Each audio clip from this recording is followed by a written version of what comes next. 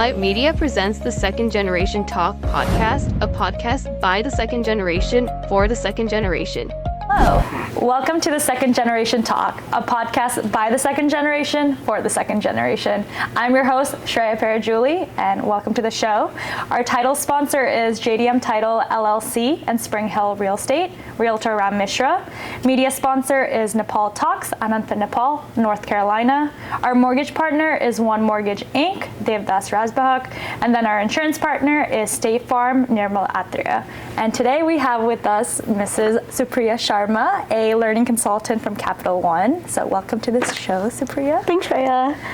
So I know I gave a very brief introduction, but if you want to kind of share a little bit about yourself before we kind of get started and talk. Yeah, definitely. My name is Supriya Sharma. I'm, like you said, I'm a learning consultant at Capital One.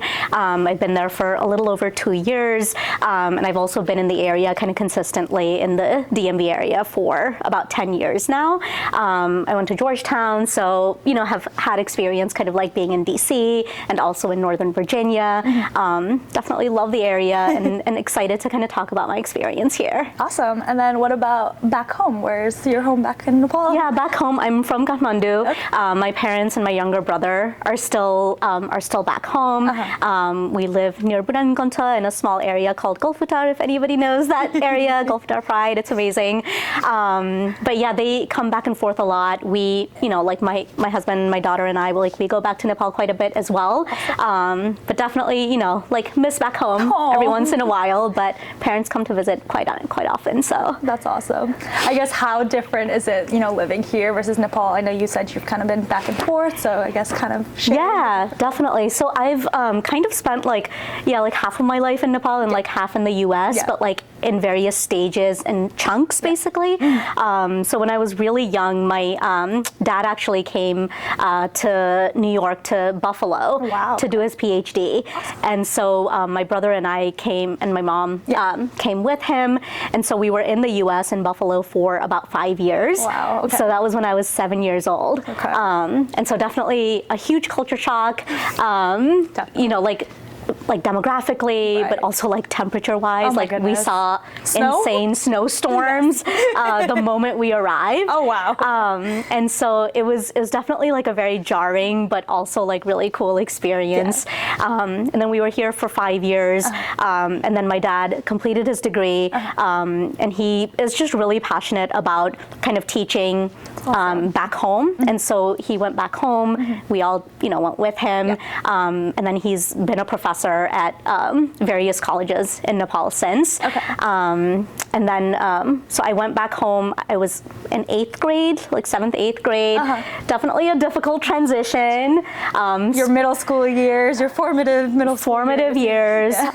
Also, schooling in Nepal is really tough. It's very intense. Yeah. And so I went from being a straight A, honors student here to I remember, I think I failed math and English and Nepali my first semester. You must have been traumatized coming from a straight A student It was truly traumatizing. And so we had in Nepal you call it tuition, where you have a tutor that you comes. Definitely were put into tuition. Yes, so we had my brother and I, we had a tuition teacher for pretty much 5 or 6 years after we went back home. And then slowly obviously got acclimated. And then after finishing up high school, I applied to undergrad in the US, came to Mount Holyoke College, a small liberal arts school in Massachusetts, and then went back home for a year, then came back for grad school at Georgetown, went back home again, worked for a couple of years, got married, and then kind of came back here and have settled here since then. Awesome. Well, you've clearly, lived a very holistic life being here and there. I guess how difficult was it to come back here for undergrad and also your master's? Was it a difficult transition since you were in Nepal for a while for middle school and high school and things like that? It was, I think the transition to Nepal was probably more difficult than the transition kind of coming back here. That's fair. Because I came here when I was in 2nd grade, so it was a very formative time. Yes. And so I feel like my kind of like personality and my worldview was kind of shaped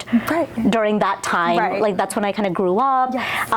And so when I came back to the US, it definitely felt like coming back home in a way. Yeah, that's awesome. But I know that like, and I know a lot of like, kids like who've had this experience know that feeling of like not really feeling like you belong in either space. Right. Like, you know, you're too Nepali for the US, and then when you go back to Nepal, American. you're way too, like I got made fun of my accent so much when I went back initially. And so I think like it's hard to like grapple with that. Whereas in the US, there is a lot of diversity. And so like, I think it felt a little bit more accepting almost, being back here, versus like, I think going back to Nepal is always a little bit more jarring. Right, yeah. A little scary. It's a little bit scary, yeah. That is so fair. So I guess talking about education for a bit, so like you came here for undergrad at Holyoke, and then you said you went to Georgetown for your master's. I guess, do you want to kind of talk about what you decided to pursue and then how it kind of shaped your career to where you are today? Definitely. So I've always been sort of like very passionate from an early age about sort of like creative writing, literature, kind of like education. That's always been my sort of like the way I've leaned. And I think like that was one of the other things that was hard for me in Nepal is like those aren't really sectors that are really highlighted a ton or like promoted a ton. And so I remember after SLC when I chose like the humanities track, everybody assumed that I did really poorly in the SLC because they're like, oh, like did SLC not go that well? Is that why you chose this track? They're like, she did not pick doctor, engineer, the typical career track. They were like, oh, you're not doing science or commerce. But that's really been my passion from the beginning. That's awesome. And it's something that I've like, you know, I got a lot of support from my parents too. So I was not pressured to like, I think that's very important. You know, take like the science route or the commerce route just for the sake of it.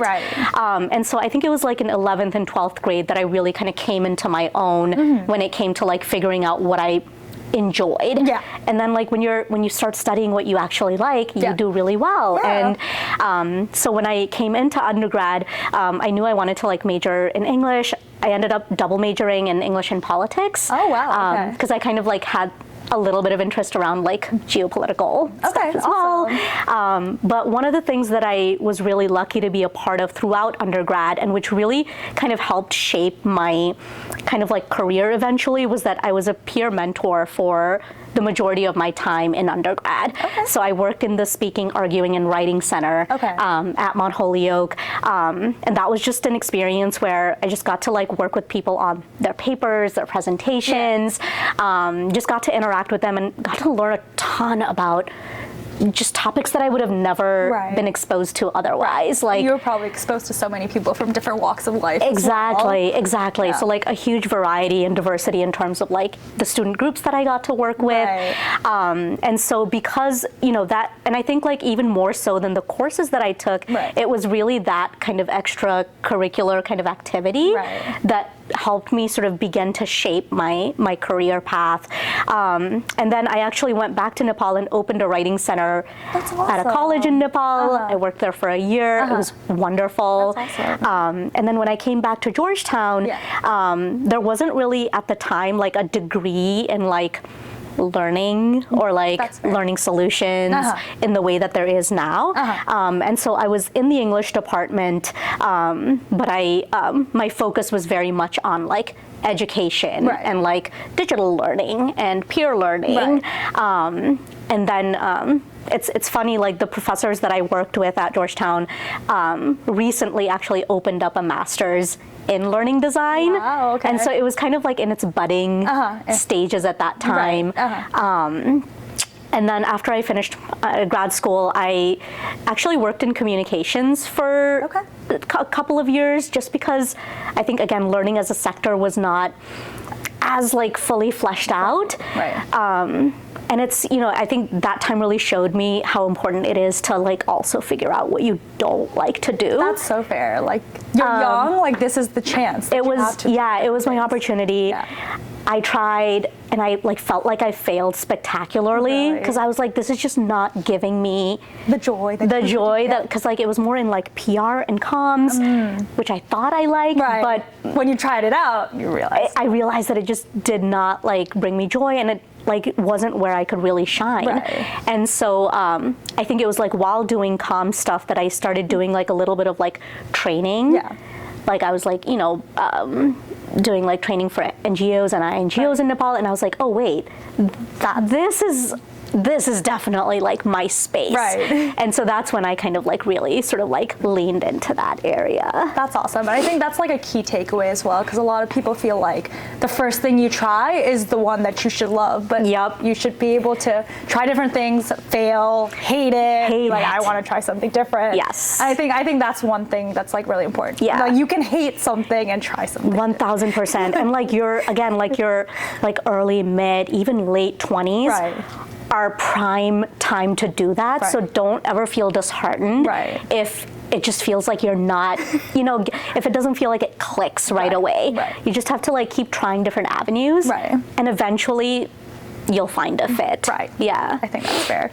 I guess if you were to go back, would you have done anything differently in terms of studies or like how your career kind of shaped, or do you think you're kind of satisfied with how I don't think so, because I don't know if things had gone differently, if I would be in the space that I am now, which I really love.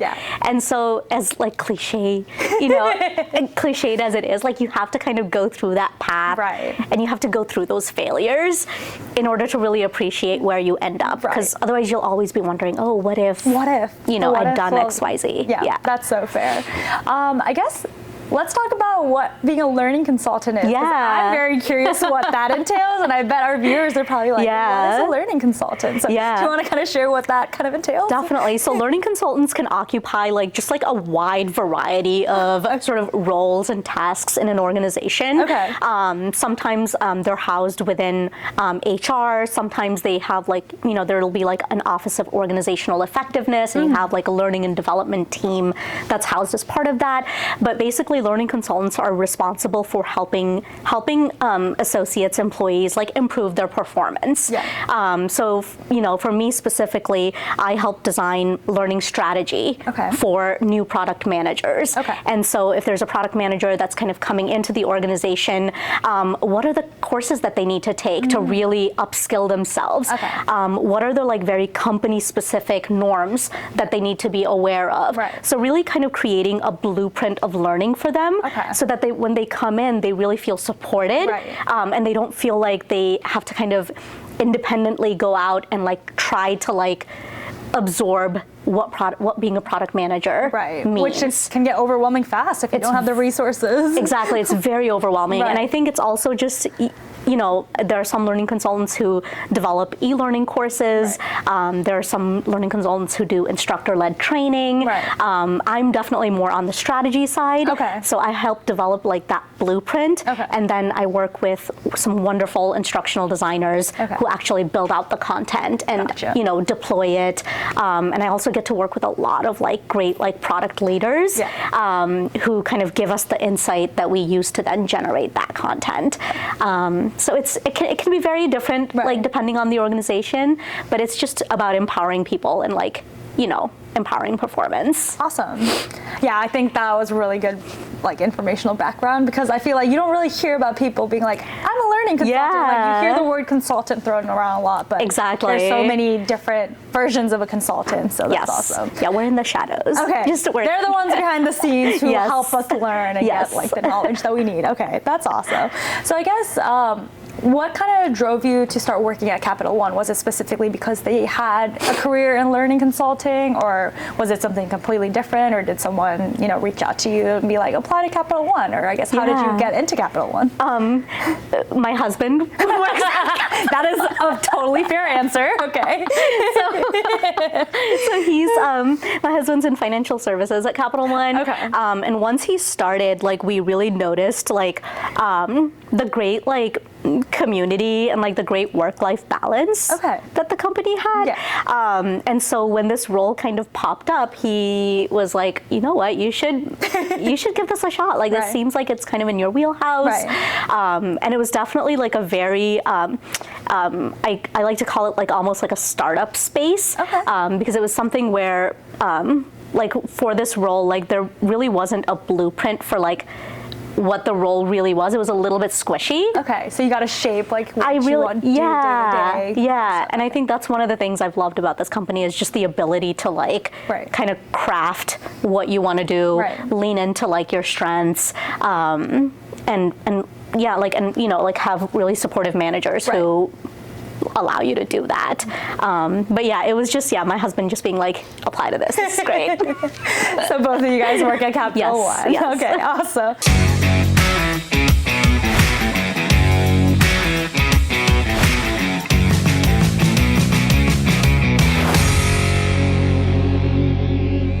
Alight Media presents the Second Generation Talk podcast, a podcast by the second generation for the second generation. Hello, welcome to the Second Generation Talk, a podcast by the second generation for the second generation. I'm your host, Shreya Parajuli, and welcome to the show. Our title sponsor is JDM Title LLC and Spring Hill Real Estate, Realtor Ram Mishra. Media sponsor is Nepal Talks, Ananta, Nepal, North Carolina. Our mortgage partner is One Mortgage Inc., Devdas Razbahak, and then our insurance partner is State Farm, Nirmal Atria. I guess what would you say are like some of the skills that are crucial in your role, or just, you know, in general at Capital One or any other places that you've worked on that you think people should kind of like try to hone in on besides the technical skills? I mean, I think technical skills will vary wildly, but like I think like any role that you sort of like occupy, I think really understanding the ins and outs of like the company culture are so important, because I think each place has a very different vibe, has very different norms, and so I think like whenever you start setting up as many like meet and greets as you can with people is so important. I know it's like sort of explicitly stated in some places and not so explicitly stated at others.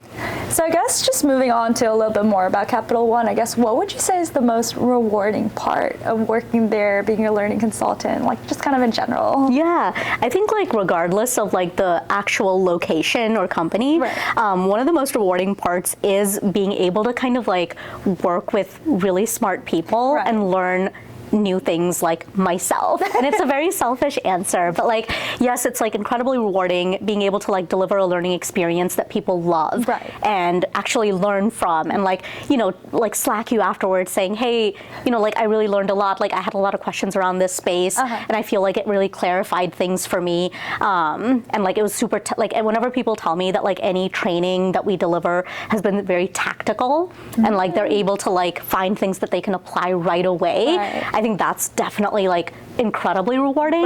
But it's also equally rewarding to just learn about like because like as a learning consultant, you kind of become like a jack of all trades, master of none. Because I've been in like the federal learning sector, like the health sector, like clinical learning and development, where, you know, designing education around like postpartum hemorrhage, like obstetrics risk. And so you just get exposure to like such a wide variety of topics, and you kind of become like this like weird quasi-expert without really knowing much about it.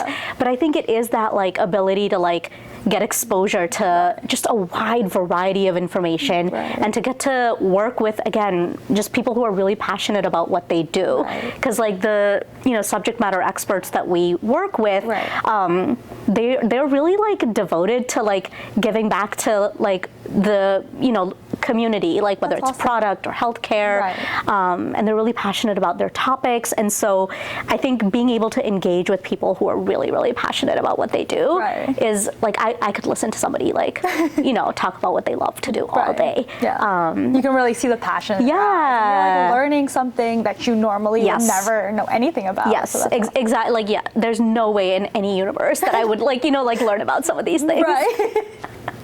Do you come back home and like kind of share that with your husband? You're like, today I learned this, or like a little bit, yeah, a little bit. And then like he'll talk to me about his work, and I'm like, I really need to do some like financial services learning just to be able to like. These are just words to me. Like, yeah. He was like, yes, we had like a $10 million blah blah blah blah blah, and I'm like, no, I don't know what that means, but okay. But okay, and like clearly I need to get into like FS learning a little bit too. Yeah. So yeah. So I guess when you guys come up with like the learning content like itself, like are you guys like one of the first people to like take it, like get feedback, or like how, like is it, I know you said you're on the strategy side, yeah. So I guess how does that kind of work? That's a great question. Yeah. So whenever we, we always start obviously with like a deep needs analysis of like, what does this learner group actually need? Yeah. Like what are the performance milestones that are expected of them? Okay. How much is their job kind of on the job training providing, and then how much can we kind of supplement with additional learning content? Okay. And so it's really doing that like root needs analysis, and then partnering with a subject matter to like develop content around it, and then always piloting. Okay. Like I think my motto in like sort of like learning strategy and learning design is just prototype, pilot, iterate. So no learning experience is going to be perfect from the beginning, but I think as long as you pilot you rapidly prototype something, you pilot the content, you gather as much feedback as you can. That's important. You iterate, and then you kind of offer it as like we call it an open enrollment offering, where anybody can kind of like enroll in that learning experience. So you guys don't assign it. It's kind of like if you want. Sometimes it's assigned. Okay. Yeah, sometimes it's assigned. But sometimes like if there's like a product person who's, at the manager level who wants to brush up on road mapping, product road mapping or product vision, they're able to enroll in that course as well. Oh, that's awesome. And the course has been vetted, and feedback has been implemented. And I think like that continual process of like course maintenance of like feedback implementation is so important. Right. Yeah. That makes sense. So that's awesome though. Like it allows people to continuously learn. Yeah. Even if it's not required, like if they want to brush up on new skills, you guys are always creating new content for people to kind exactly their skills on. So I guess kind of moving on to work-life balance, since I know you said you are married, you have a daughter, another child on the way. So I guess how have you gone about, managing, working, being a mom, being a wife? There's a lot of things that entails, and so much respect for you to be able to juggle all of that. So I guess how do you balance that? It's hard, and I think like anyone who says that like they balance it well, I mean, I'm not saying they're lying, but it's like it is a struggle for sure. Especially I think when you have like super young kids, because any parent with a child like 5 and under will know, like you'll send them to preschool or daycare, but then they'll be home half the time because they're sick, and so I think it just requires a lot of like flexibility on your part and a lot of like really good partnership with your spouse. Like I think like kind of like creating like very specific like division of labor rules around like, hey, who's doing breakfast, who's doing dinner, who's doing school pickup. I think like being really clear about like those responsibilities helps, because you don't want to end up being like the default parent. That's so fair. Which can kind of like, especially on mothers, it kind of like happens a little bit more naturally. I have an incredibly supportive partner, and so I think like it's been a struggle, but we've been able to kind of like navigate that space. But I think like being part of a team where your manager kind of understands that you have other priorities outside of work is really, it's important, but I also know it's rare. Like not everybody has that. But I think like if you're part of a team where people have kids, or like you have folks in leadership roles who have smaller kids, they understand because they've been in your shoes. They've been in our shoes, and they are in our shoes. Like I had a senior director that I was working with, and she was like, oh, well, I can't come in like, on Thursday to do, XYZ, because I have to take my kid like trick-or-treating for Halloween. And I was like, she gets it. This is wonderful. Like, this is great. And I think like as our generation is kind of like moving into those leadership roles, that's becoming more and more prevalent. And I think that helps with the work-life balance a lot. That's awesome. Because you have like people who are not just like preaching, but like modeling that behavior. But it's tough, and you just get through it. Like, you just gotta get through it. So with that, I guess, how do you go about managing stress and when you feel overwhelmed? Yeah. I feel like it's very easy to get overwhelmed real fast when juggling a lot of different things. Yeah, I think being very, again, like thinking specifically about like your work situation, like being very open with your manager is so important. Talking to coworkers, or like identifying coworkers who have similar who are in a similar boat to you helps. Leaning on your friends, obviously, and your family. I think the more you sort of like talk to people and the more you share that experience, like sometimes it helps to just be able to vent. And I think like, you know, taking time off also, like my husband and I, we recently got the opportunity to like send our daughter to like winter camp for 2 weeks, and we also took PTO during those 2 weeks. Awesome. And so being very selfish in that regard, and just like taking time off when your kids are not home. Just to take a breather, you know? Just to take a breather, and just to do like normal things, like go to the grocery store without someone screaming. I think like is to like, and you know, our friends always tell us like, yeah, why don't you guys take like, you know, like Friday off every once in a while.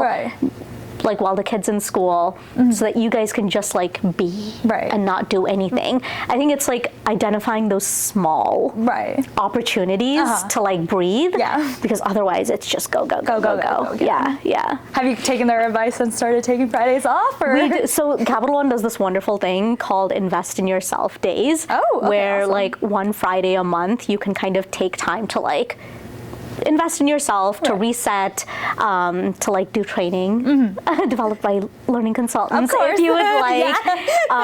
But like my husband and I, we call it like invest in our marriage day, where it's just like, yes, like our daughter's at school and we have like a very light day, so we're able to like actually be together and like hang out. We don't do it consistently for sure, but we do try. And I think that's important. Like, you guys make an effort to really try to do that. Which I think is important, especially being in such like a fast-paced working environment. Like here, I feel like it's always go. So you really need to take the time for your mental health. For just a day of relaxation, to do normal things like grocery shopping, or nothing, or just to sit and like just be. Just sit on the couch, watch a show, something mindless. That is so fair. So clearly, you know, you've lived a very fulfilling, holistic life. I guess, what piece of advice do you want to give some of our second generation viewers? Because I feel like you clearly have a lot of wonderful experience. So I guess like just any piece of advice you want to give people?